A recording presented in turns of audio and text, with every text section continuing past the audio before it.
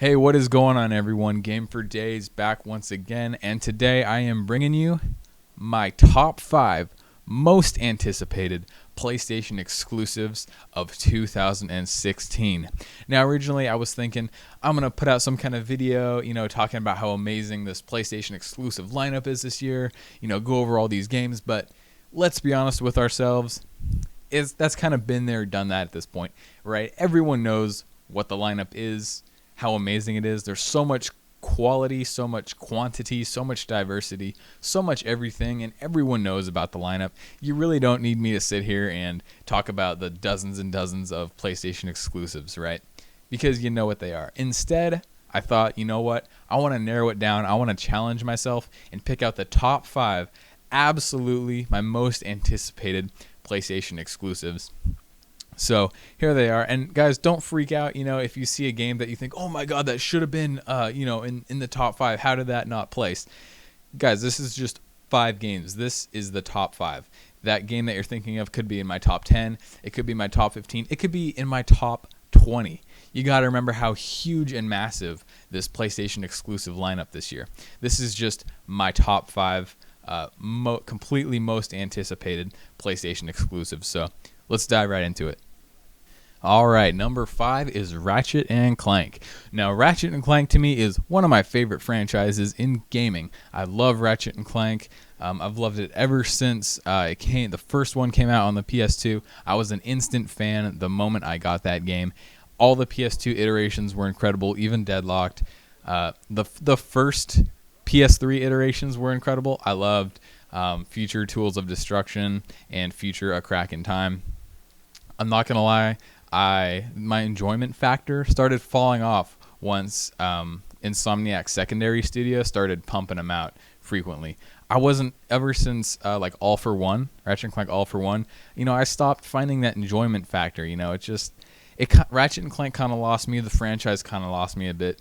But with this new reimagining built from the ground up for the PlayStation 4, it looks like a complete step in the right direction. It looks like exactly what the franchise needs, and I think Insomniac has a lot to prove with this game. Prove to everyone that Ratchet and Clank is still an extremely high-quality franchise that everyone knows and loves. And just look at this gameplay.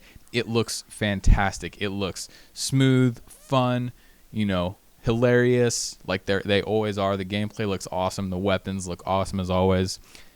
I mean, how can you not be excited for this game? If you're a Ratchet and Clank fan, you are excited for this game. It looks awesome, and it's going to be $40. It's going to be $40. There is no reason to pick this game up, to be hyped for it.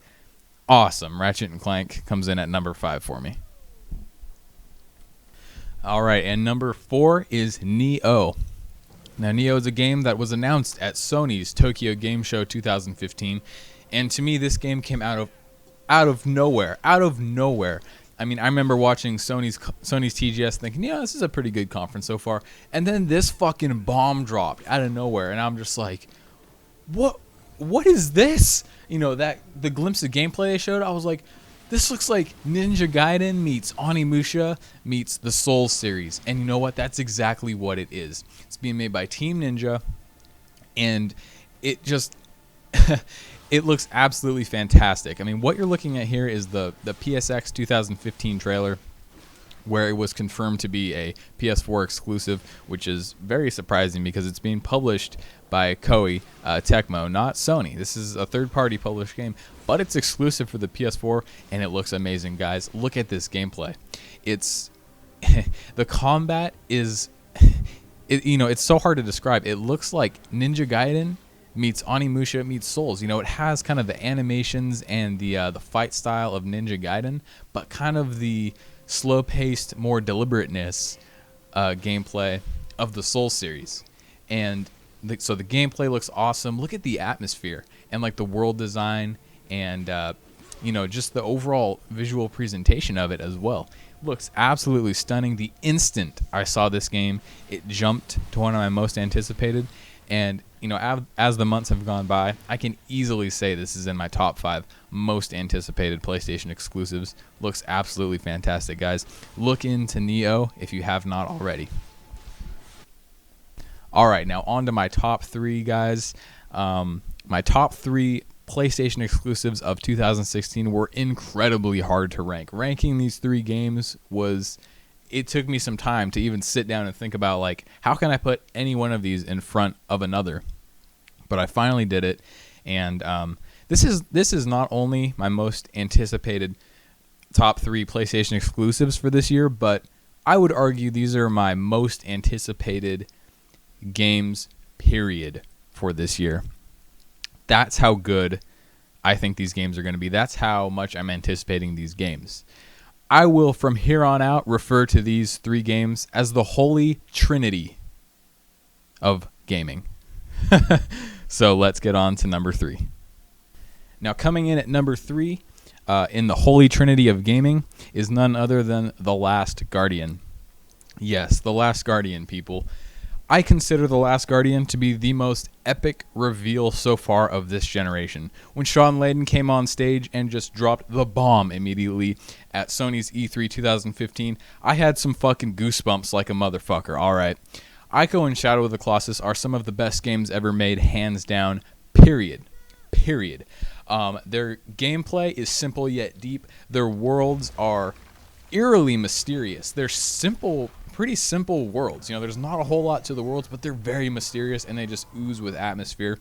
The stories are really awesome, very light on the cinematic storytelling nature. They leave a lot to the imagination, but that's what makes them so good. Ico and Shadow of the Colossus are both very simple in nature, but very deep and very complex when you really start to look at them.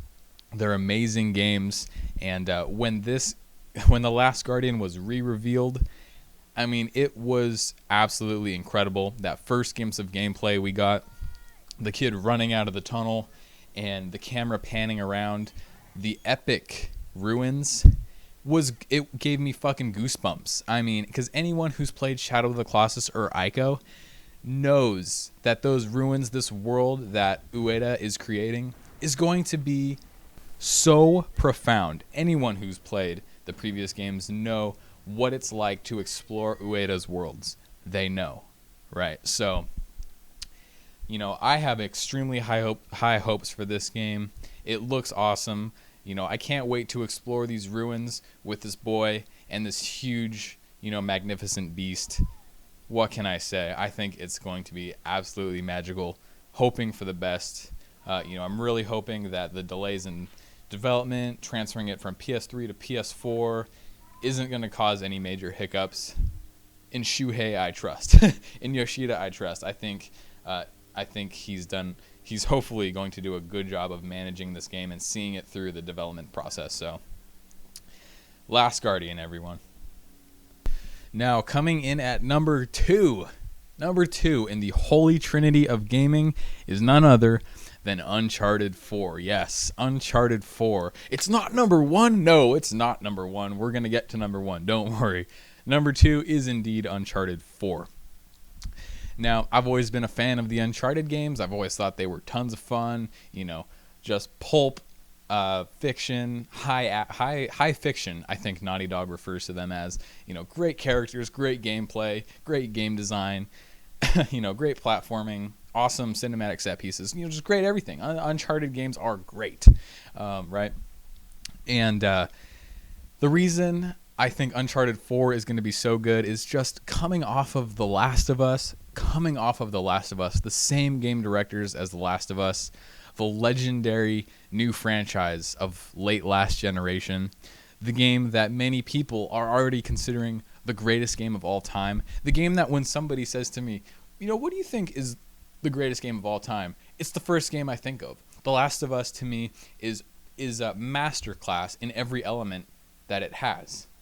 Game design, story, gameplay, music design, atmosphere, acting, voice acting. Every element that The Last of Us has is one of the greatest I've ever experienced in a game. So to me, coming off of The Last of Us, Uncharted 4 has so much potential. The story is going to be amazing. The gameplay, we've seen from the beta, the multiplayer gameplay, that the gameplay is really, really tight now. It's way tighter than the PS3 Uncharted. So I think if Naughty Dog is able to nail the kind of stealth aspects that The Last of Us had, and combine that with the verticality and like the quickness and nimbleness that the Uncharted games have in terms of gameplay, and match that with their incredible level design and game design, we are in for a treat. We are in for a treat. Uncharted 4 is going to be a masterpiece. I'm pretty damn sure of it. So I cannot wait. And it's so close. Late April. So fucking close. I want to play this game so fucking bad. You don't even know. Uncharted 4, everyone. Now, finally, coming in at number 1 in the holy trinity of gaming, my most anticipated PlayStation exclusive this year, and my most anticipated game, period, is none other than Horizon Zero Dawn. Yes, when this game was dropped on us like a fucking atom bomb at E3, I was in awe. Hell, everybody was in awe when they saw this game. I mean... it's hard to summarize this whole entire game into words. It's an action RPG where you play as it's third-person action RPG where you play as a female lead character, and your main antagonists of the game are huge, magnificent, mechanized dinosaur beasts. And you take down dinosaur beasts, and you use their materials to craft new parts, weapons, armor, whatever. Awesome looking gameplay where, you utilize stealth. There's action, there's tactics, strategy, setting up tripwires, using various different elements of the world to take down huge beasts, small beasts, herds of mechanized beasts. I mean, to me, I've never seen anything like this, and everything they've shown off to me so far has hit all of the right notes. I mean, every little bit they showed to me it looks so good, and with every little tease they give, I just want to have the controller in my hands playing through the game. I want nothing more than to play this game. It looks so good, and I hear people say, oh, well, Guerrilla made Killzone, and Killzone was never really that fantastic. Bro, you can't look at Killzone and judge Horizon. Look at Horizon and judge Horizon, right? Just look at this game, right? I mean, look what Naughty Dog went from Jak and Daxter to Uncharted. Look at that jump, right? I mean, that's an incredible jump. Just look at Horizon for what it is. I mean, if that game isn't hitting all the right notes for you, I don't know what to say. To me, with everything they're trying to do, it looks so ambitious. It looks so different, so innovative, and the concept is just so out there. I think this game has so much potential, and it's easily my most anticipated game. I cannot wait to play it, and I'm salivating for any more news on this game. I need it bad. I need it bad. And that's it, guys. Those are my top 5 PlayStation exclusives of 2016. What a lineup. What a lineup. And that's just the top 5. I mean, there are many, many more, but just felt like challenging myself and narrowing it down. Tell me what you think. Am I batshit crazy for having this as my top 5? Am I on point? Which I probably am. I probably am on point because I'm game for days. But regardless, let me know what you think about my top 5. I'm curious to hear about your top 5. Just tell me what your top 5 are. I want to know. Top 5 PlayStation exclusives for this year. Go. List them. Anyway, that's all I have for you guys today. This has been Game for Days, and I'm out of here.